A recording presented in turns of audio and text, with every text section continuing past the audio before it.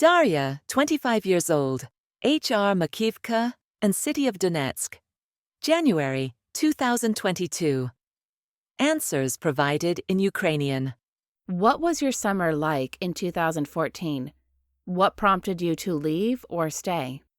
I understood little that summer.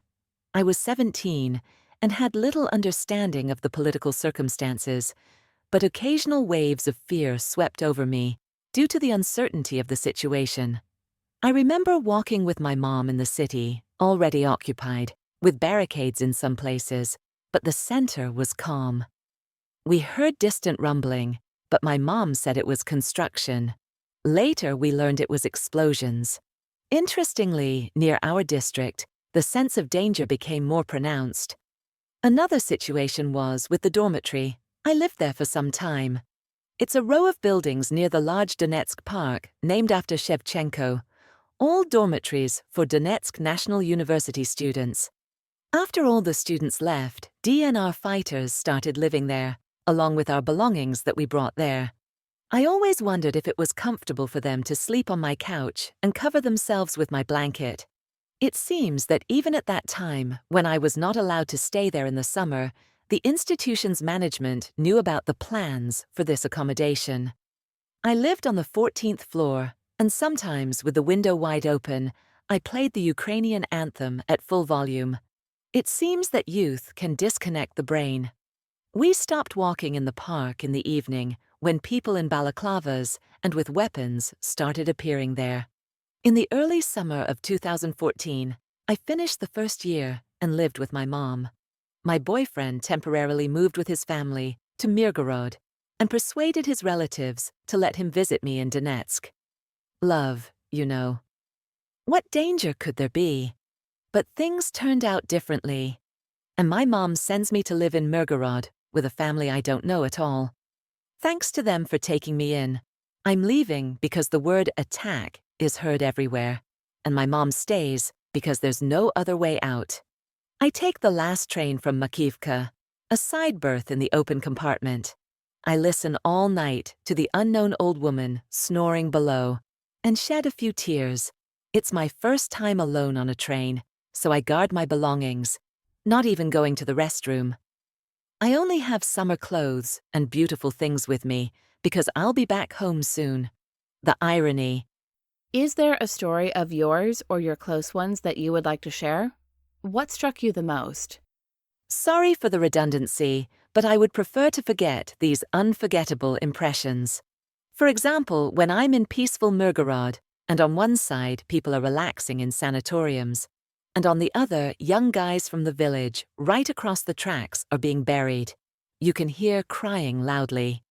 Or when I lose contact with my mom, and then it turns out she was hiding in the basement while a shell hit the house. Everyone is alive and well, but there's an elderly grandma in the house who finds it very difficult to descend the stairs to the basement, and she does it slowly because she's weak and old. Do you know what speed is in a situation like an air raid? Suddenly, if not, that's life. Mom always laughs when she recalls that time, but we know it's just a defensive reaction. She now lives not far from the Joint Forces Operations Zone and says that we need to stock up on hair dye and coffee, just in case the war comes unexpectedly closer. How did the year 2014 change your life? It was catastrophic. It forced a move, a change of university, a change of environment, a reevaluation of values and human life. It changed me.